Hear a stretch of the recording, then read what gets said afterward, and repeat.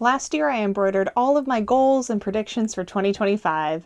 So how did I do? Did I accomplish anything? And how am I going to go forward with 2026? Let's find out. Hi, I'm Sydney and welcome back to my Flock and Squawk. And today we are talking about my 2025 year as well as what I'm planning for 2026. Like most of us, I set some goals and then didn't really think about it throughout the year.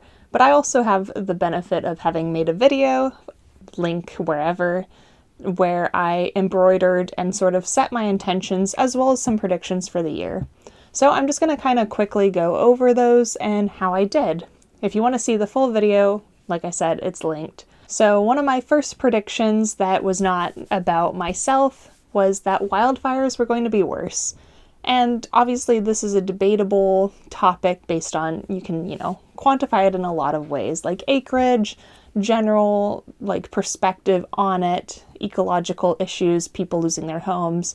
But I think that overall, 2025 definitely had some bad fires. Let's see, Texas this November, December, or this past November, December now, as well as just California constantly being hit by wildfires, not to mention everywhere else that chronically gets hit. So I think that's kind of a yes. It was a very safe prediction to make. One of my second predictions was that Bitcoin would go up, which I feel like it has, depending on what time of year you were looking at it.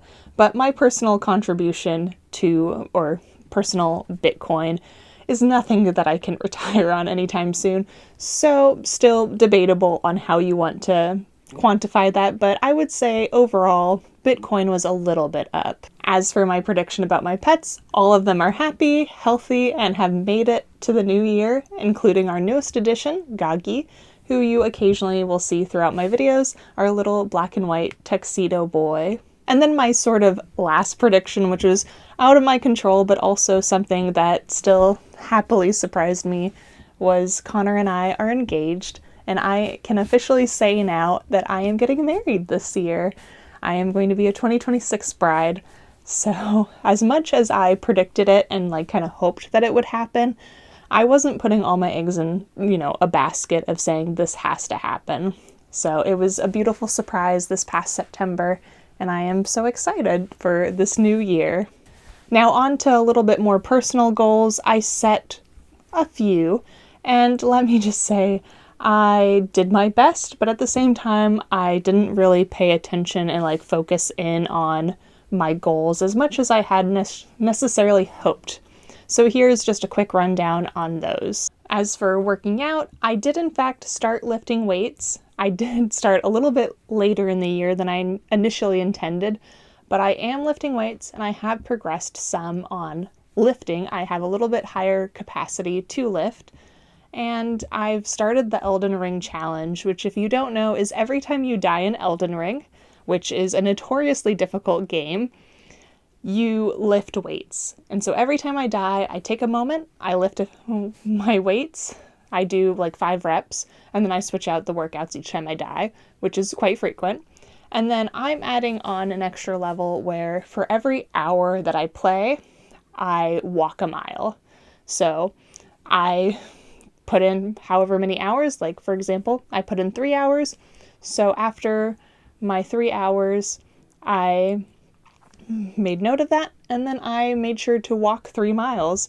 I'm not doing it immediately after I play or while I play, but I'm just keeping a mental note of my hours so I can track how many miles I walk. And, make sure that I'm getting fit, just like my character, leveling up. For one that I failed just outright is I did not do a puzzle a month, which I started pretty good. I did 3 puzzles this past year, and I fell off, which to be expected. As soon as the weather got better and I could go outside more, that was what fell to the wayside. Puzzles are fantastic. I really like them, but when it's nice out, I don't necessarily want to sit down and do a puzzle or stay up until it is dark enough to do a puzzle. So that, it fell to the wayside. Maybe I'll try incorporating puzzles more, but for now, that was a failed goal for 2025. As for my works in progress, I did finish a couple, but at the same time I added to my need to be finished projects. I feel like I should focus in a little bit more on that this coming year and actually get the total number of works in progress down, not just finish stuff that I've been intending to and then adding to that list. So kind of a mixed bag there as well. Finally, I did take more photos in 2025, not as many as I would have liked, but a win is a win. I did take more photos of my camera than I had previously. So that is definitely a good bonus. I'm happy to report that at least. So there you have it. That is the full wrap up of my 2025 predictions, goals, whatever you'd like to call it. And let's move swiftly into 2026. So for 2026, I'm doing it a little different. I am not embroidering my goals, which I kind of, it got set aside and I wasn't reviewing it or looking at it that often. And so this year I've decided to do a bingo card. It's all personal items to me. No predictions for other things, just stuff that I want to do / think will happen or we will do. All totally obtainable, totally doable within a year, but also there is the potential that, some of these take longer or we might not go on a trip other than our wedding honeymoon, which is on the list. So as for the bingo card, here is how I made it. First, I started by listing out 25 goals. The free space is to celebrate New Year's, so it's actually going to be 24 realistic goals / activities that I'd like to do. Then in pencil, I measured out the 5x5 spaces for making my bingo squares, and I inked it in Sharpie to make the actual board.